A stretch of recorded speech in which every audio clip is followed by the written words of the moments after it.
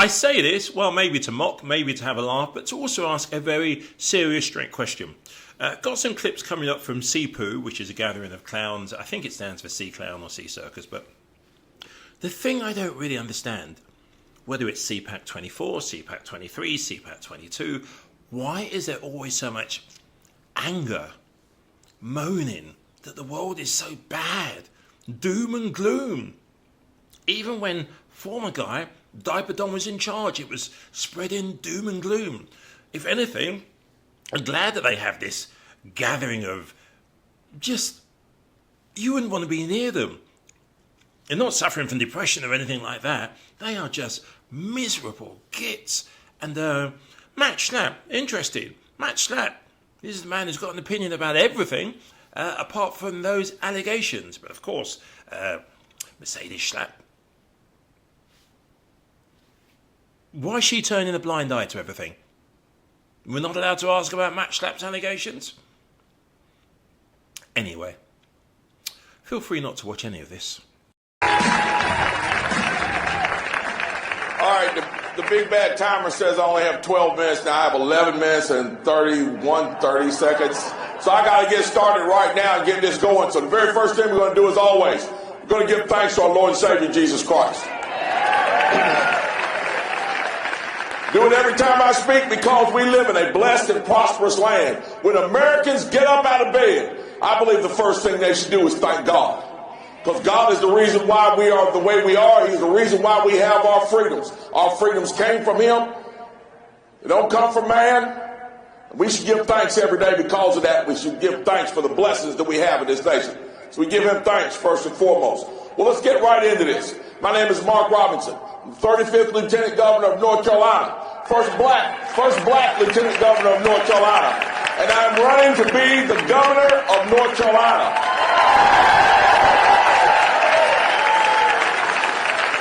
That's right. And as we travel the state, we like to tell people the story of how Republicans have turned North Carolina around. Prior to 2010, North Carolina was $3 to $6 billion in debt to the federal government. We were furloughing state workers, not because we didn't need them, but because we couldn't pay them. Teachers didn't get a raise for 6 years. Nobody wanted to come to North Carolina to do business. Taxes were too high. Regulations were too stiff. Then Republicans took over in 2010. And now, 13 years later, not only do we find ourselves not one dime in debt to the federal government, we have a $5 billion surplus. And for 2 years running, North Carolina is the #1 business destination according to many major publications. We're on firm financial footing. Everyone wants to come to North Carolina to do business. And despite the fact of the ills that we see at the federal level, with inflation, with the workforce issues, the supply chain issues, small business filings in North Carolina are at an all-time, a record high for the last 2 years. Why? It's not by happenstance. It's not like this article that the ABC News did the other day that said red states are doing better economically, but it's because they're warmer.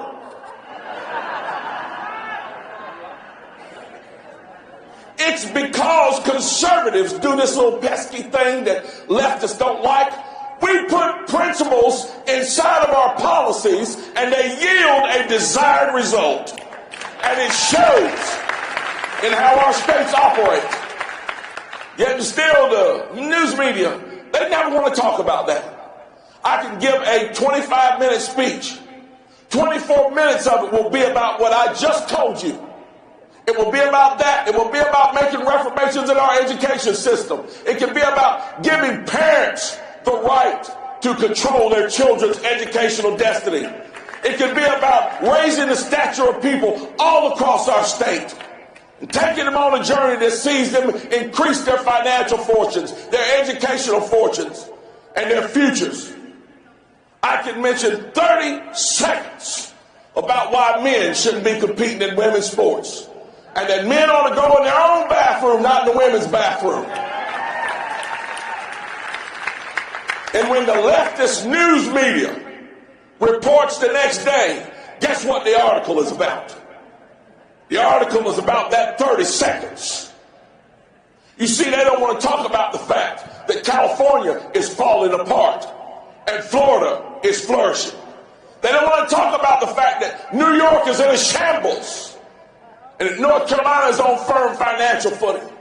They don't want to talk about the great things that are going on in Arkansas and other places where great conservatives are at the helm doing great things. When it comes to that, the news media is silent because they don't want to admit one thing.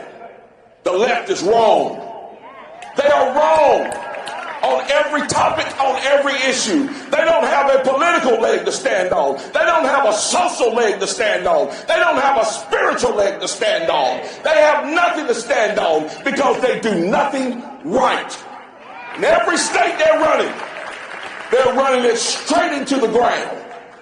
It's a pesky problem for our news media.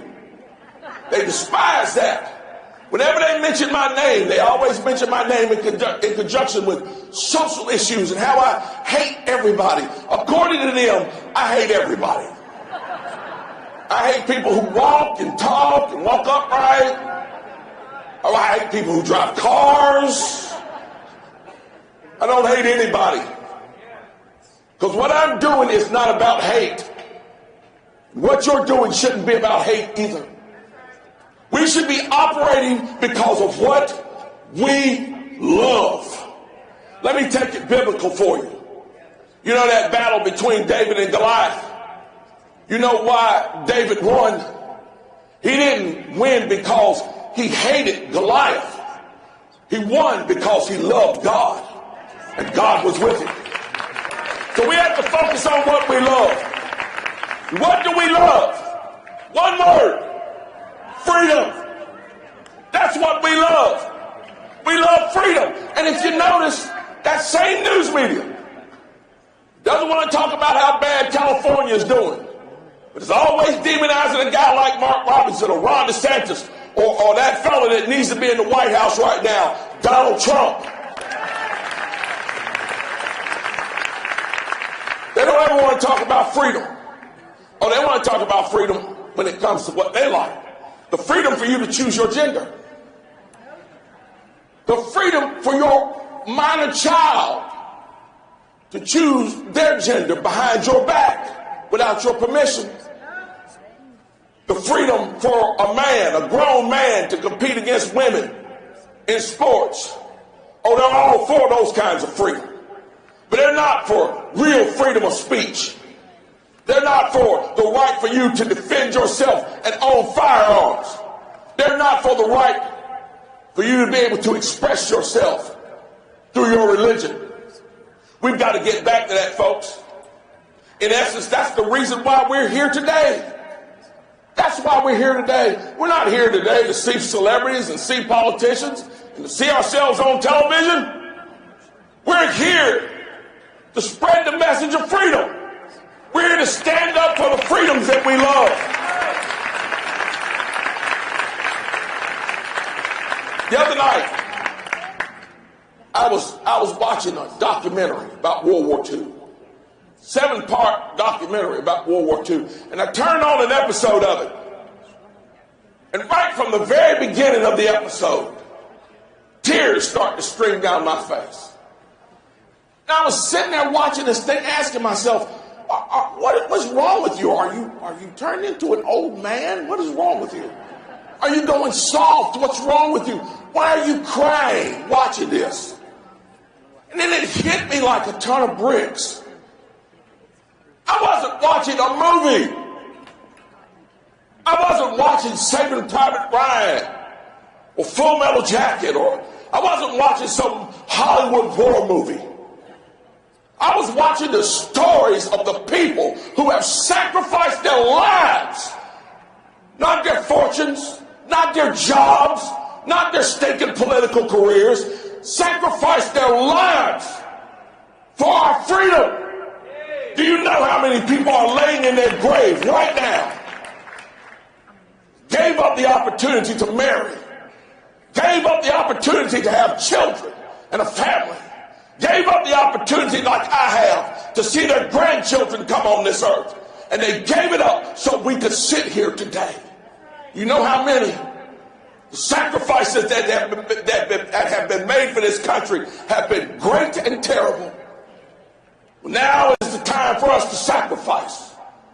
When I hear a politician or elected official say, well, you know, I don't want to speak about that issue because it might affect my re-election campaign. I have no use for you.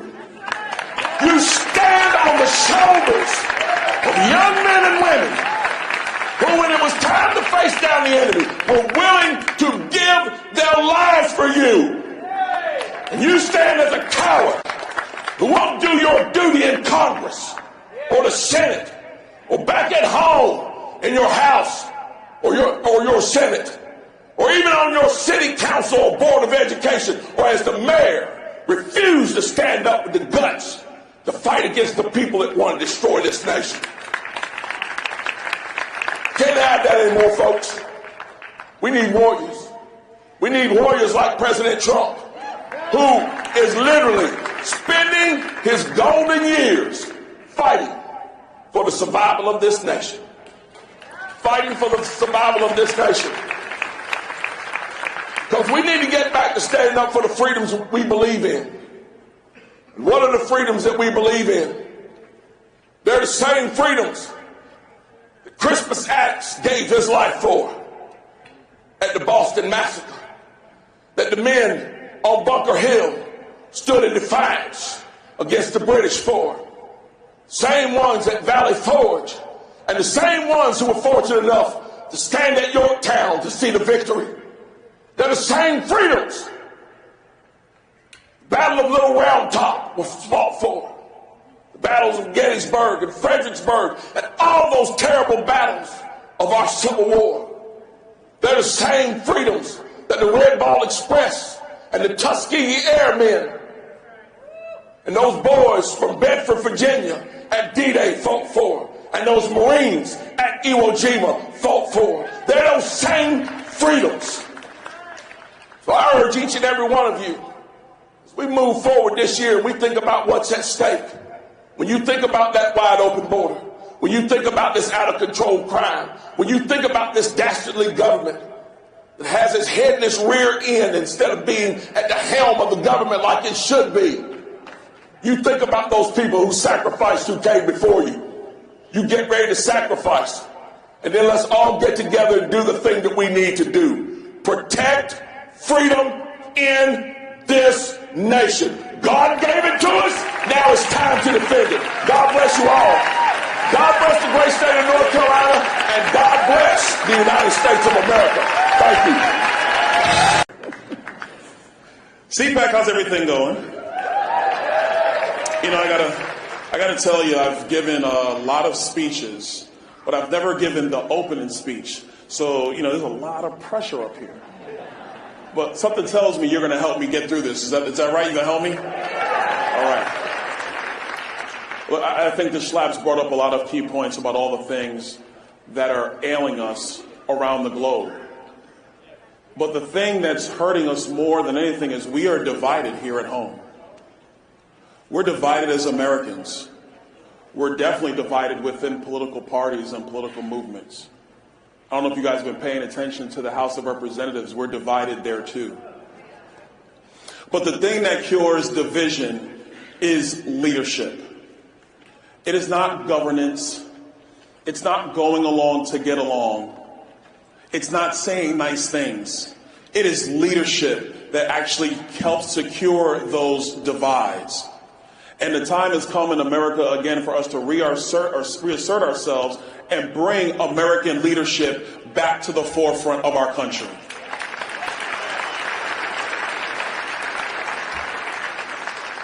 And we talk so much about foreign policy these days, and for good reason, because Joe Biden has been a disaster as president of the United States.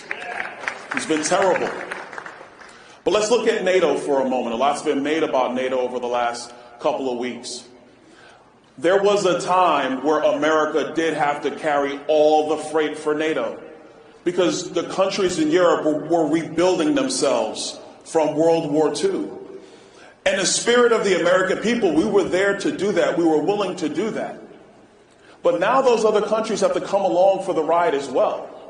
You know, I equate it to some of your great sport teams. Everybody remembers the Chicago Bulls of the 80s. They had Michael Jordan. They didn't have much else.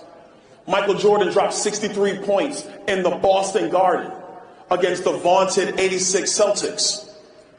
But that Chicago Bulls team lost that series against a better and deeper team. If the world is actually going to have security, then it can't just be America scoring all the points, grabbing all the rebounds, passing out all the assists, blocking all the shots. We need our allies and NATO to step up and do their part.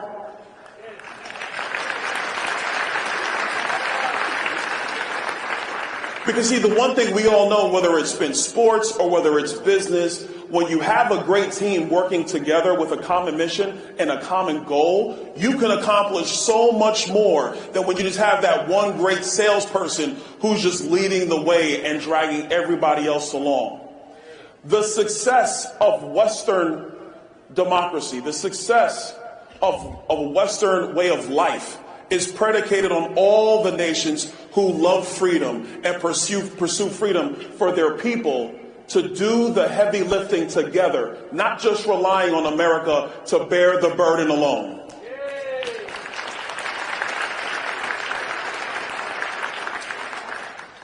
It was brought up by Matt about Israel. What happened on October 7th was a tragedy, not just for the people of Israel, but for the world.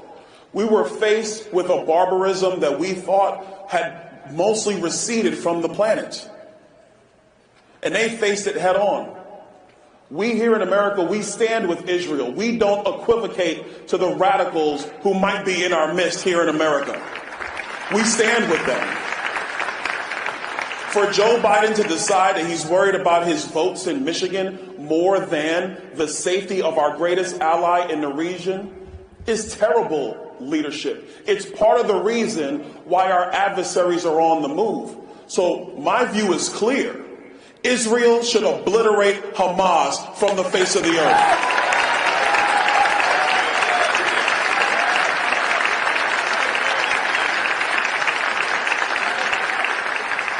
And this is not a statement. This has to be born in fact. On Capitol Hill, we need to go back and do the job of making sure Israel has everything they need to finish that job. Because you can't have somebody come in your home, cause damage, and you do nothing.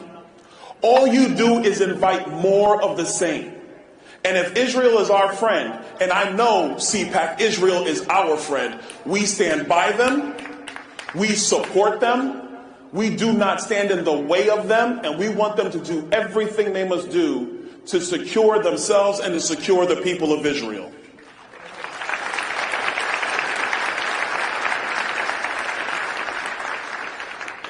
Now, we got to also look at foreign policy here in our hemisphere. The Chinese are on the move in South America. And while we're having these petty squabbles amongst Republicans and Democrats, the Chinese have one mission, and that's to put us in a box. So we have to reassert our dominance in our own hemisphere. No more should we allow communism and fascism to breed in our own hemisphere while we just argue over the stupidest things with each other. I mean, stuff that really just does not matter in the plight and the success of human beings across the globe. There was a time where we actually focused on our hemisphere. And I want to be clear on this. This is not a statement of isolationism versus being the world's police. It's not that. It's being sober. It's being a realist. It's understanding that America in a dominant position across the globe means the best thing for the people of the world who desire freedom and peace, who want to actually grow an economy, who want their children to be raised up. A globe where China is dominant is a globe that is to the detriment of human freedom. And so we have to do the things that are prudent to make sure that we assert those freedoms in our own hemisphere. There's another statement I want to make about foreign policy. I'm not a forever war guy. Never have been. I'm not. My position is very, very simple. Go, kill the enemy, and come home.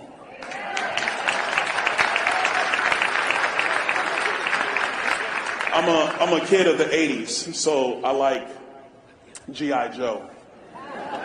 Like, I just want our military to be G.I. Joe again. I think that's what most people want. That's what I want.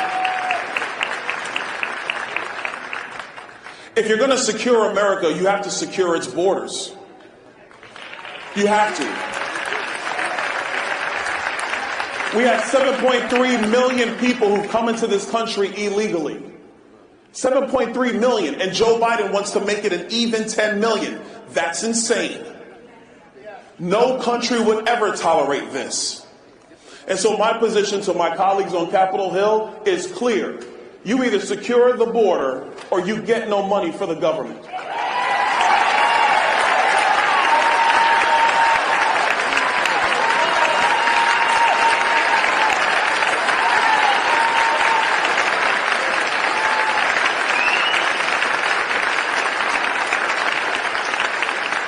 Now, the press would say, oh my gosh, Congressman Donalds, you're talking about the government being closed. Oh, are you concerned about that?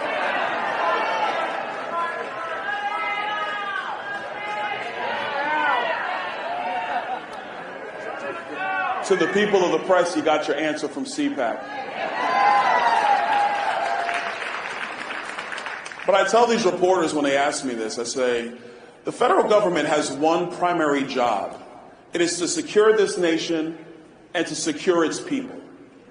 That's its first job before anything else.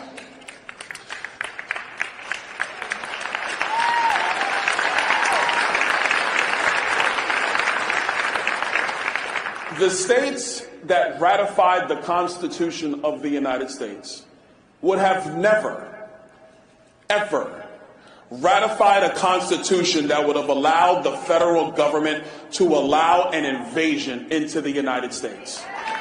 They never would have signed it. Those states would have kept their militias and they'd have said, I'll see you guys later, maybe we can work some things out, but that document is nuts and there's no way I'm going to be a part of it.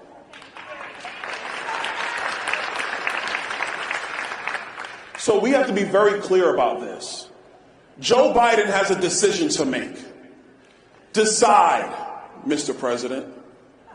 Do you want to close Mount Rushmore so the southern border can be open? Do you, Joe Biden, want to tell the last remaining of our World War II vets that they cannot see the World War II memorial on the National Mall so we can have military-age men from China and the Middle East coming to our country illegally? Decide, Joe Biden, which country matters more to you, the border of the United States or the border of Ukraine?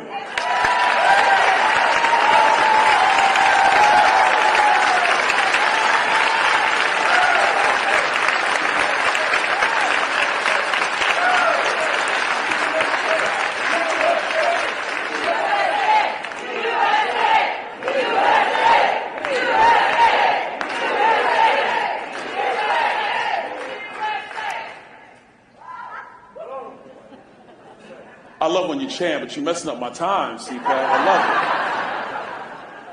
it. We love you. I love you too. We have to be serious about this. Right now, what's going on in Detroit, in Denver, in Boston, we already know about what's going on in New York.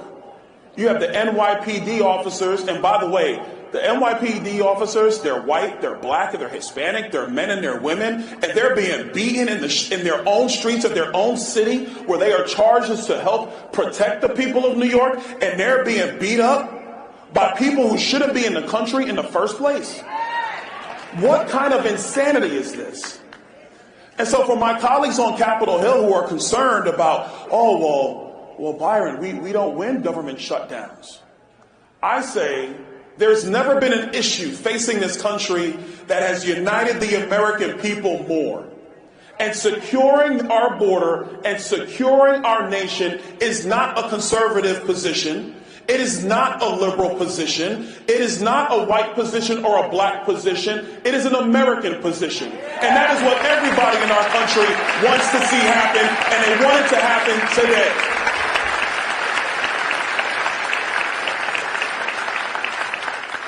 In our economy, we need leadership too. This nutty Green New Deal stuff, which by the way isn't even that green, it's not even that green. When you go and read the studies, these solar panels are dirtier than natural gas. These wind turbines, there have been more men and women who have died from wind turbines than nuclear power. That is a fact. More people have died from maintaining wind turbines than they've died from nuclear power plants.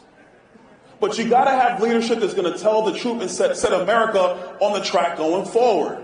We shouldn't be chasing green technology just to chase green technology. We should be chasing the cheapest and most readily available form of energy so all of our people can be successful.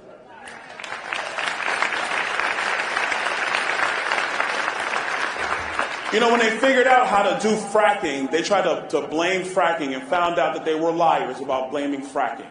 When we started using natural gas, we realized that we cut America's emissions in half over a decade, and it still wasn't good enough for the radical left, because it'll never be good enough for the radical left. And so the only way you defeat them is that you got to have leadership who's willing to stand up to them at every point, and we have that leadership in Donald J. Trump.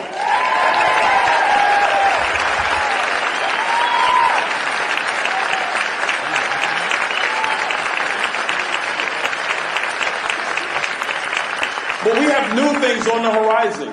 We have this great new technology called digital assets. And I know some of you, a lot of you, myself included, are concerned about that being used by the Federal Reserve and the Treasury with a central digital bank coin. I don't want the Fed doing anything like that. But if people decide of their own free will to have Bitcoin or any other type of cryptocurrency, or to have these tokens or stable coins, if that's what a free people decide to do, it is not the position of the American government to stand in their way. It should be the position of the American government to allow them to be free and make their own choices, because that's the very essence of human liberty. That's the whole reason that the framers wrote our Constitution and they ratified our Constitution, is to protect you, not to protect government.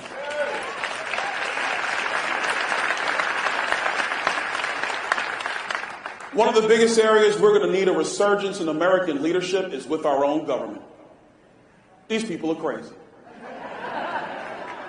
You have an FBI that has been spying on the American people against federal law. You have a Department of Justice that is picking and choosing who they're going to prosecute and when. Joe Biden has violated the Espionage Act. He violated it as a United States Senator. He violated it as a Vice President of the United States. And he should be prosecuted for violating the Espionage Act.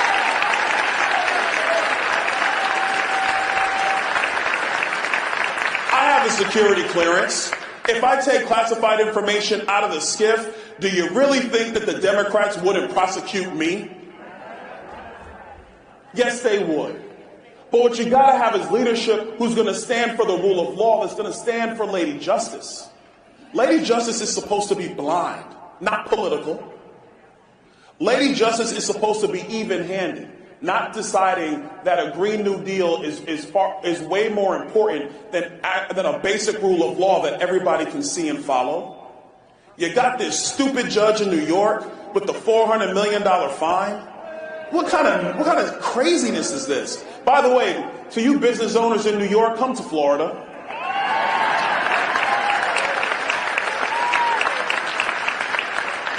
If you're a real estate guy in New York, you might want to just come on down to the Sunshine State. We would love to have you. I had to do that quick plug for my state. I love my state now. Make America Florida! Said make America Florida. Oh, we're going to do that.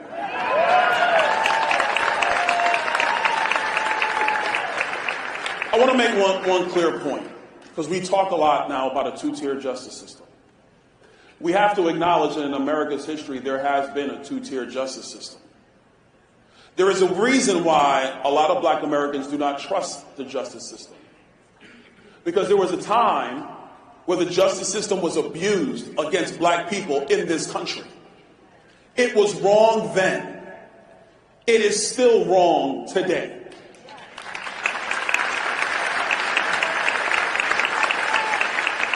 Our country is best when we are not a respecter of persons or creeds or political ideology or race.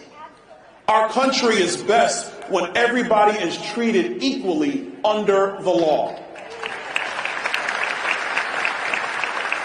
And when you're dealing with radical Democrats who think they know better, who subscribe to the thoughts of Barack Obama, who said that they want to fundamentally transform America, I got news for them. This November, we're going to fundamentally transform the United States government.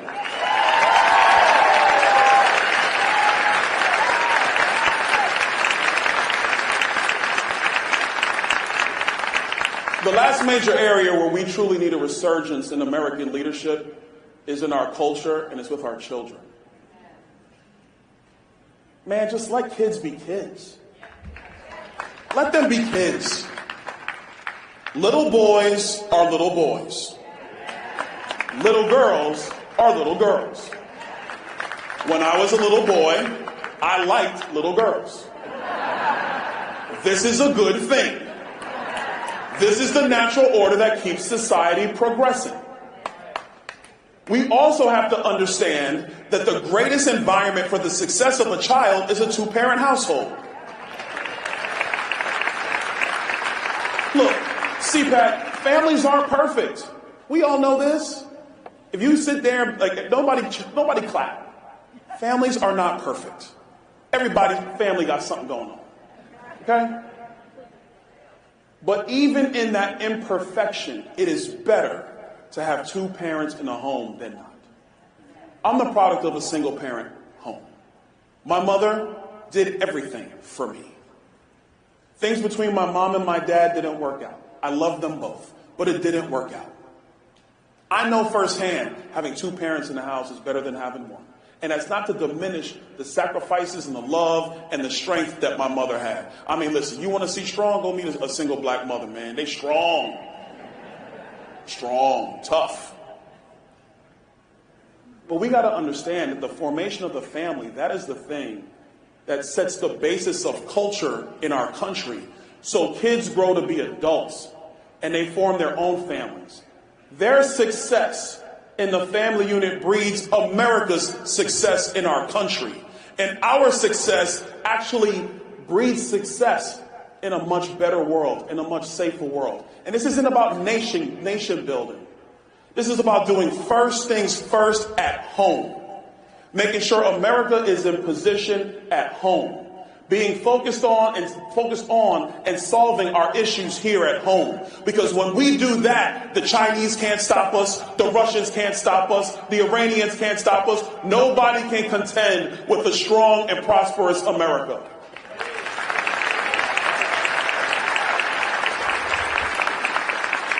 So CPAC, this is where I leave you.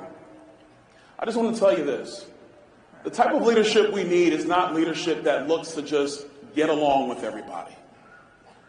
If you look back at Michael Jordan or Tom Brady or Bill Belichick or Mike Shanahan, they were tough. They would say things you would not like if you were on those teams. But they held everybody accountable. They were focused on the mission of success. We would cheer for them if you're a Patriots fan or a Bulls fan. If not, you were booing them. But you would cheer for them because you're like, oh my gosh, look at what they're accomplishing. If that works in sports, if it works in business, shouldn't we have that type of leadership in our country? We should. We have to have leadership that holds our government accountable. We have to have leadership that's going to have a bold vision of what we should do and not be afraid of polls of what people think we might need to do. We got to have leadership that's going to say tough things when we need to hear them. And we have that leadership this November in Donald J. Trump. God bless you, CPAC. God bless America.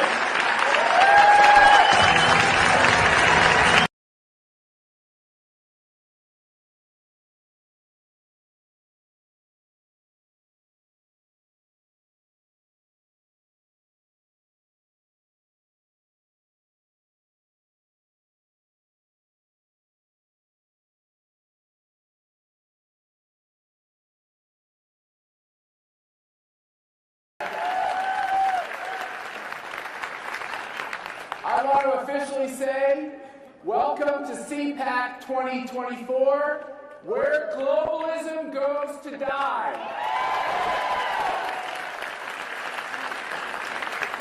It's a great honor to have you all here, and it's just going to be incredible. We launched yesterday this first CPAC International Summit, where a number of continents were represented, a number of countries were represented. It was absolutely an amazing event. But let me just say a couple things. Be not afraid. We need courage now more than ever before.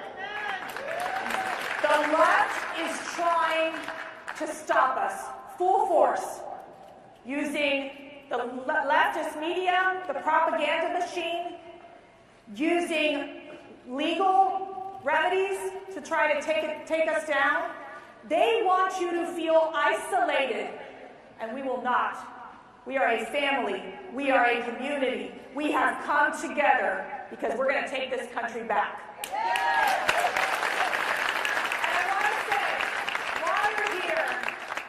Instruments. You are instruments. God has put you here right now at this time to do this great work that needs to be done, to make sure that we stop this leftist agenda and make sure that we focus on building a strong, secure America. Because when America is strong, the world is strong.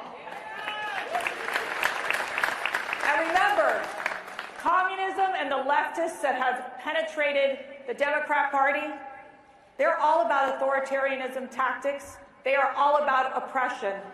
We stand for liberty. We stand for freedoms. And we stand for our families. Communism pushes the culture of death. We push the culture of life. Communism wants to dictate to you how you have to live, how you have to raise your children, indoctrinating your children. We stand for parents' rights. So what I tell you right now, our message to you as we get started, is that you all are assembled here in front of God to be the front line, to be the front line of this battle, and we will triumph over our enemies. That's right. I think we got to do better. You know, CPAC is this wonderful, intimate place where we all come together. But as you know, it'll have a bigger impact on politics around the country and around the world than really any other event. We've picked an audacious theme where globalism goes to die.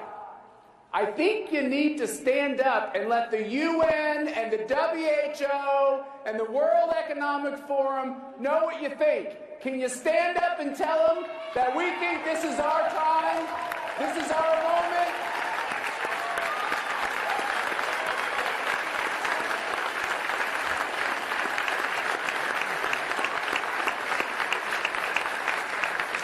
And to the gentleman there who gave that middle finger salute, I think that's just fine. That was good too.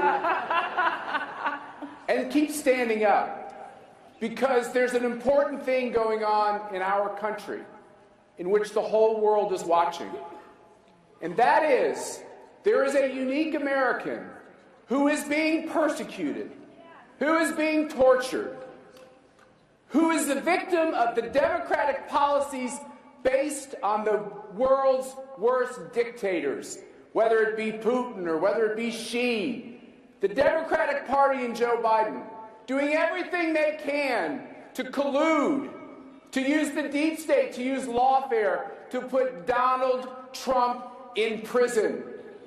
Can we send a loud CPAC message to President Donald J. Trump and his family that we stand foursquare with him?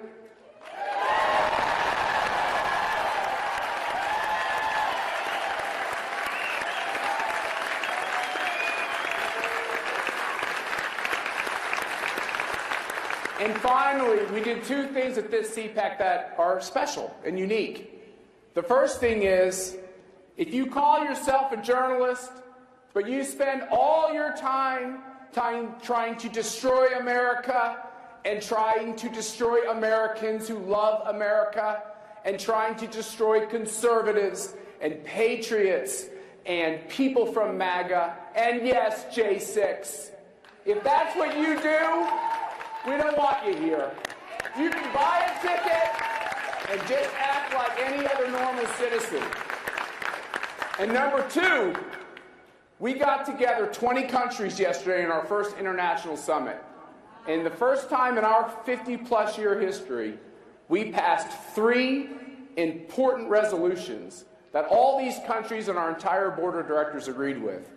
Number one, we're calling out the election interference of Joe Biden, calling it criminal, and calling on the authorities to stop it. Number two, we're calling out the WHO and their attempt to take our national sovereignty, to take away our belief that the individual can govern him or herself. And we're calling on the people of the world who love freedom and those nations who have elected governments who love freedom to pull out of the WHO, to defund the WHO, and to make it stop.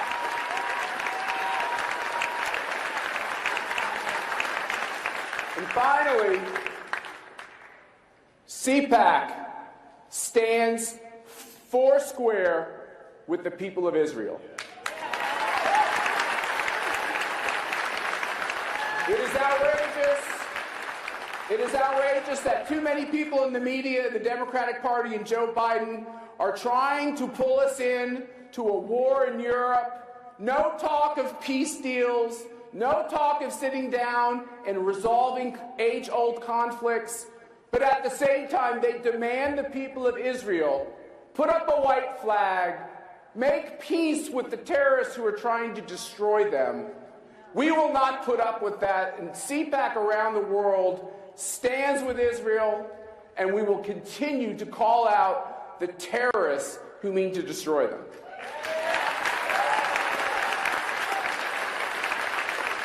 Now, in conclusion, how many of you are sometimes disappointed with our own party?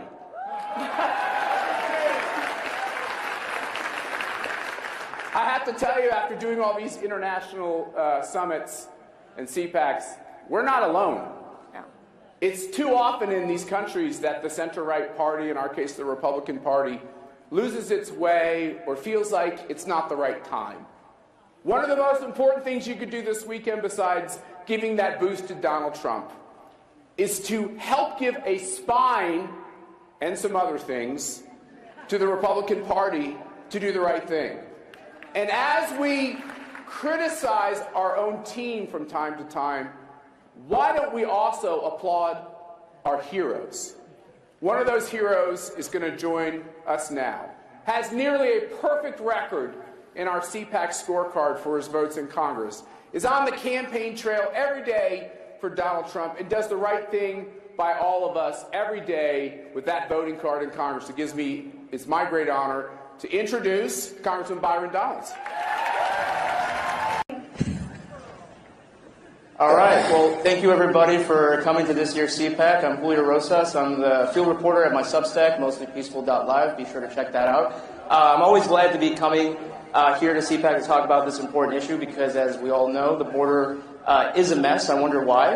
We'll get to that in a second. But to kick things off, Chairman Green, you made history recently with the House impeaching the first citizen. Yes! Impeachment my records!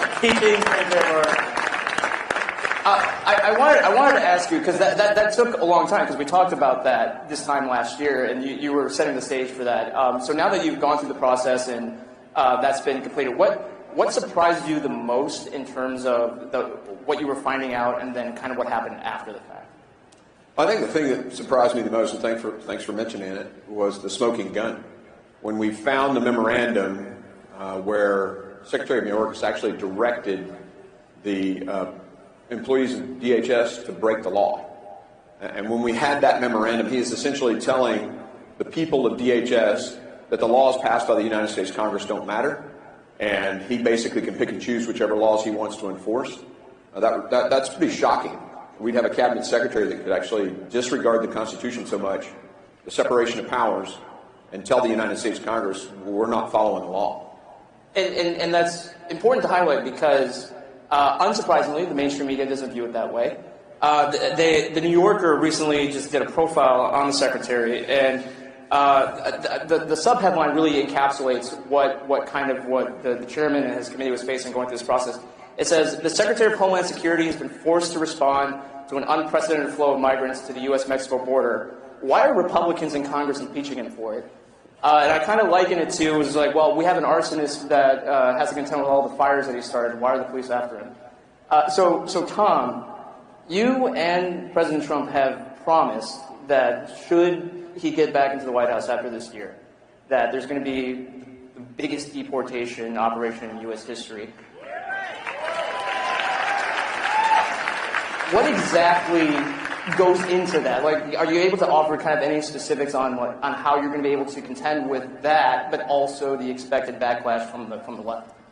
Well, a couple of things. First of all, you're exactly right. So for the millions of illegal aliens that have been released in this country, don't get too comfortable because we're coming looking for it. As far as the backlash, look, I'm used to it. As the ICE director, I have protesters at my house. I've been called a racist, a white nationalist, you name it, I've been calling it.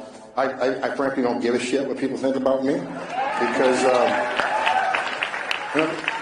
I promised my wife I'd stop swearing, so I apologize for that. If I offend anybody, I don't care. But the bottom line is, they've released literally millions, 3.3 million they've knowingly released, and that's not even counting the almost 2 million gotaways. People demand they get due process. People demand they get the right to claim asylum. But you know what? We're going to spend billions of dollars on this whole process. At the end, you look at immigration court data, 9 out of 10 of these people claiming asylum at the border will get an order removal because they simply don't qualify for asylum.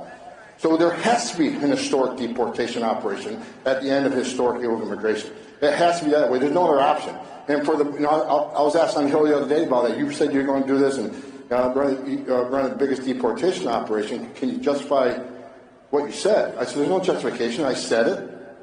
I'll do it because that's what's required by law to do. So yeah, it's the right thing to do. You can't, if you don't do it, then you're never going to solve the border crisis. If there isn't consequences for entering the country illegally, which is a crime, remember I had to remind AOC of that. If you're going to enter this country and it's a crime and you get your due process in front of a judge and he orders you removed, you have to remove him. There's no other option. The only other option is to let him stay. If you do that, you're never going to fix the border. I am. Right. And so, Sarah, I mean, you and I have spent a lot of time down there at the border and seeing it firsthand. I mean, how can we do a better job of kind of conveying to the American people, because there is a little bit of numbness to it just because the problem has been persistent for so long. What do you think that for the media that's actually doing the work to show what's going on at the southern border? I mean, what is there to actually do to kind of go get further reach with how big of this problem is? I think it's a great question, Julio, and I want to just come right off of what Tom was saying. The most humane way to handle the border for both the illegal aliens, illegal migrants that are heading this way, and for our nation is to enforce the law, period. When I'm covering the border, I think people do become numb to it. A lot of times what happens is we've seen the hundreds, the thousands pouring across. We've seen the people coming from all over the world, basically because Biden's policy was is an open border policy, right? So they don't plan on enforcing it, which is what the chairman said, with the smoking gun memorandum from Mayorkas. Mayorkas basically detailed, I think it was 7 pages, detailed exactly how they could skirt the law, right? And to enter, like, oh wait, it doesn't matter if they have a criminal background, doesn't matter if they came in here 3 times with a, convicted of DUIs. As long as they're good now, you can let them stay. I want you to think about that. How many people have come into this country, and what Tom just said, it's not just about the apprehensions, which are going to be over 10 million by the end of his term, and the known gotaways, but I was talking to people in the intelligence community late last night even, about the fact that there are people we don't even know who they are. They came in the back of a truck, in a crate. We don't even know them as a known gotaway. They're just a gotaway. And they could be planning on targeting our children, our communities, right now, planning an attack in this country. There is no doubt in my mind that that will happen. So what I've tried to do to just kind of take away that numbness and wake up people, which I try to do on Fox News, which I try to do on my website, and which Tom and I have done with our group, Border 911, and I think is very important, is to say this is not a border issue. This is in every single community across the country. It is the reason I go to Denver and talk to the people in Denver where they're facing 40,000 right now migrants. I guess they're not illegal if Biden let them in, but 40,000 migrants, people living on the streets, panhandling, living on the streets with their children, can't even get a job. So we're bringing people in that can't even work. And then we're handing them visas for what? $10,000 in New York City? You know, here's your card, which, by the way, is being hacked and taken by criminal networks. So people are on the streets and living on the streets, and we've got criminals robbing and pillaging in our cities, and we've got drugs. The cops getting beat up in Times Square. If I could jump in on that, though, one of the things we also have to do is elect, in our primaries, candidates who actually make the border a priority. I'll give you an example. In Virginia 7, a young man, ex-Navy SEAL, Hamilton, is running, and he's in Virginia, and he made the border the #1 issue. Right. And that's the kind of candidates we've got to be supporting, is people who say this is the greatest national security threat to our country, and we're going to make it #1 even though we're not in Texas or Arizona. Yeah, whether it's Denver or Chicago or any place else. I actually endorse Cameron, because Cameron does take the border seriously. He's great. So God bless Cameron in his fight to fight this country, to take this country back. Well, Mr. Chairman, because I mean, Sarah was talking about basically the threats that are the national security threats, and you chaired the Homeland Security Committee. You know, to what you're able to convey, I mean, from what you have seen from your briefings and from all the stuff that you're getting as a chairman, how concerned are you when it comes to the threats stemming from not only just the southern border, but the northern border as well? Because I mean, we had that case where an Al-Shabaab terrorist he wasn't a Gazaway. He was processed, and he was in the country for a year in Minneapolis. I wonder why he went there. Before they realized, oh wait, this is an actual terrorist. We need to go get him. And thankfully they did. But so from your position, how concerned are you about that? I think every American should be scared to death. Not only is it the terrorist threat, and we've had like almost 400 in this presidency, where there were 11 last time, but it's 24,000 Chinese nationals came in last year, 20,000 since October 1. The highest year before that was 1,800. You don't leave China with the social credit score system unless the CCP knows about it.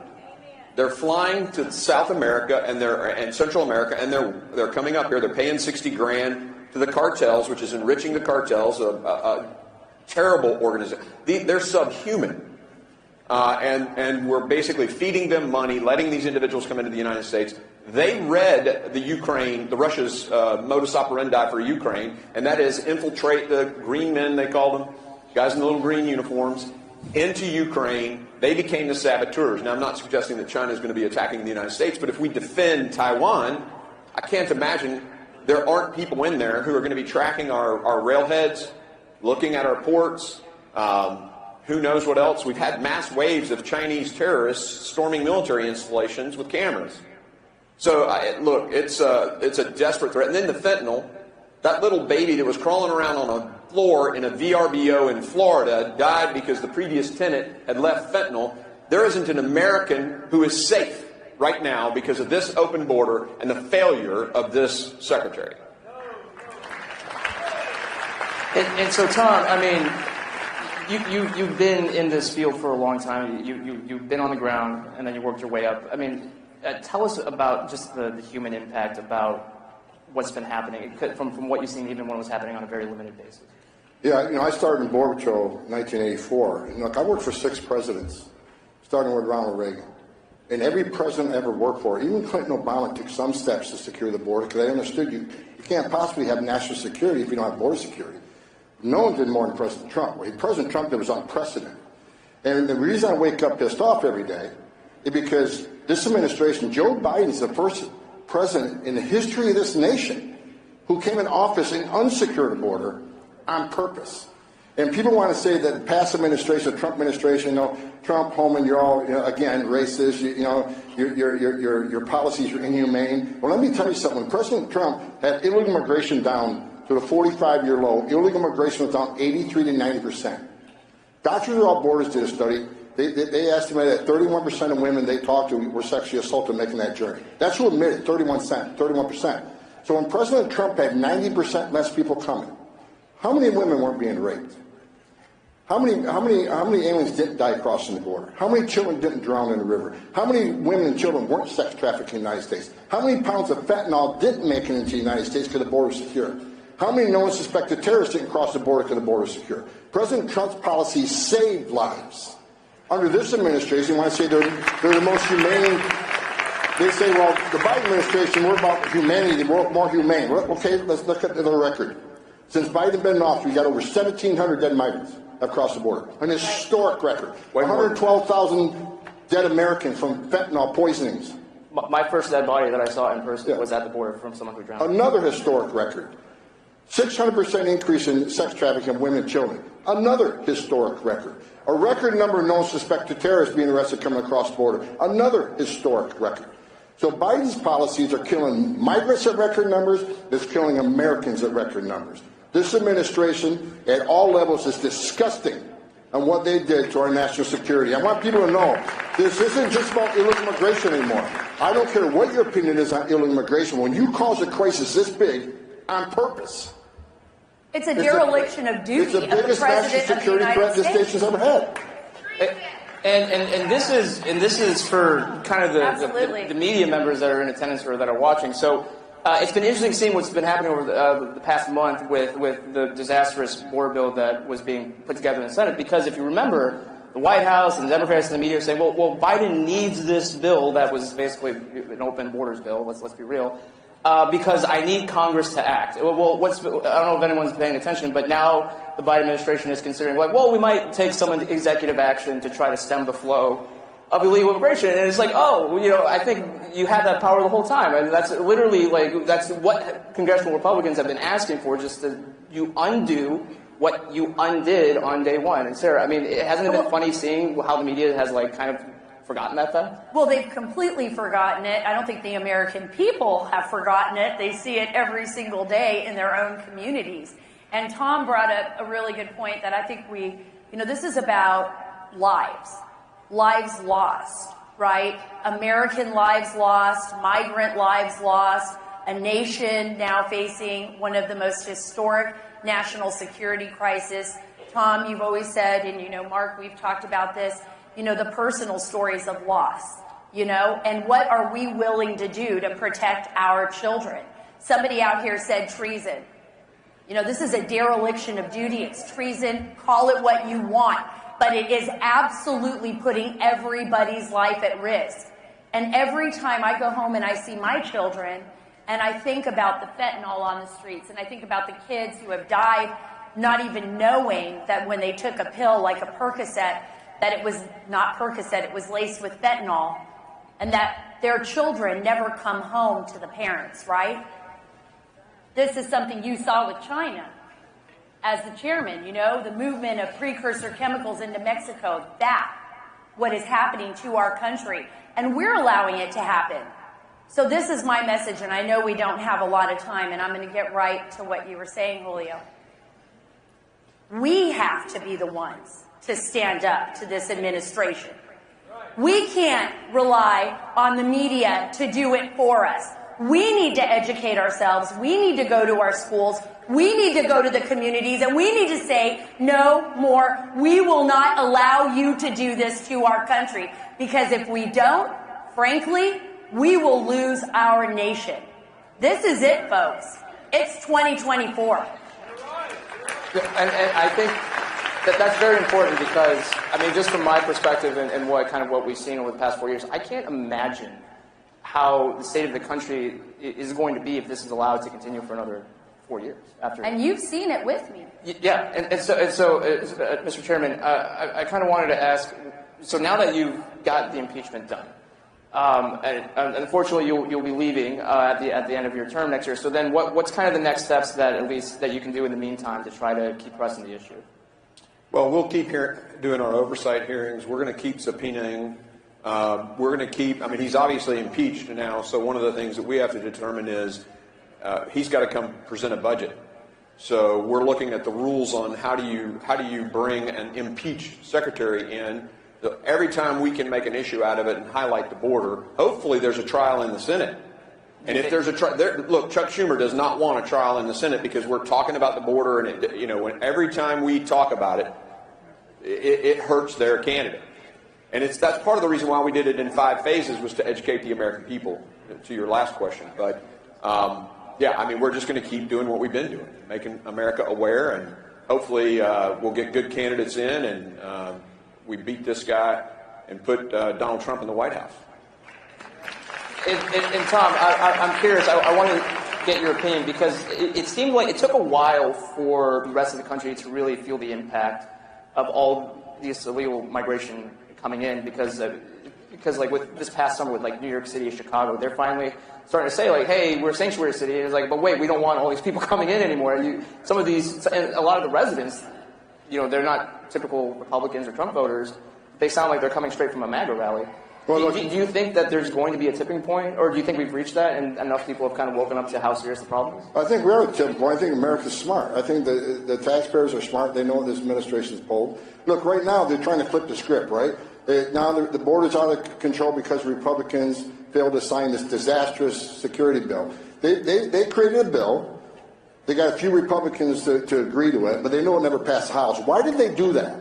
They did it because the House will never pass it, so now they can flip the script and say, well, we are for secure the border, but the Republicans shut it down. But in their bill, they wanted 35,000 illegal entries a week before they took steps to shut the border down. Why not 1?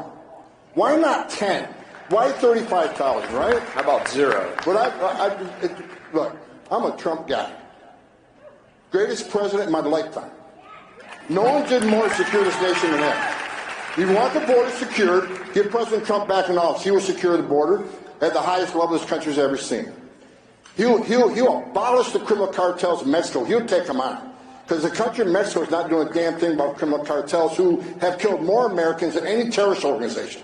President Trump would declare them a terrorist organization. He would send a Hellfire rocket down there, and he would take the cartels out because they need to be taken out because they killed over 100,000 Americans. This administration has held Mexico accountable. They haven't held China accountable for creating all the fentanyl they're selling to the criminal cartels. This administration sitting back and watch this country get destroyed. We need President Trump back to save this great nation. He's the guy, and we need him back. And so,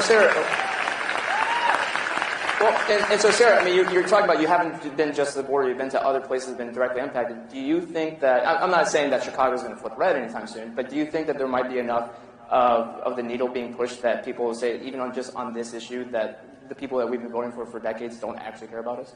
Oh, absolutely. I mean, I saw that actually in Chicago, just walking throughout Chicago, through the neighborhoods, talking to people who've been directly impacted, whose community centers have been taken over as migrant facilities. Or in New York City, for example, I visited one of the schools, one of the many schools that was taken over, PS 133, I'll never forget that. And I walked over there and they took the gymnasium from this elementary school and they just put single male adults in this elementary. It was like 10 feet away from the elementary school, and the men were going out at night and drinking and smoking and, right by the elementary school, and the neighbors were furious. And these were people who were not predominantly conservative or Republican. These are independents, people who I spoke to who said they were Democrat, who said they were never going to vote Democrat again, that they couldn't,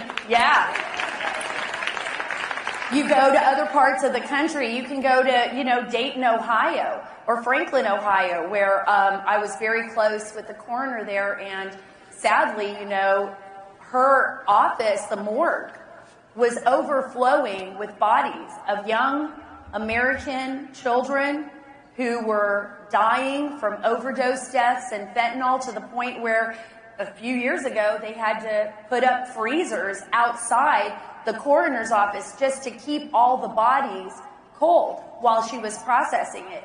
And she was so devastated that, you know, there were tears in her eyes. She couldn't believe what was happening to her community. So absolutely, from California to New York City, people across the country are waking up. But the most important thing is that people have hope.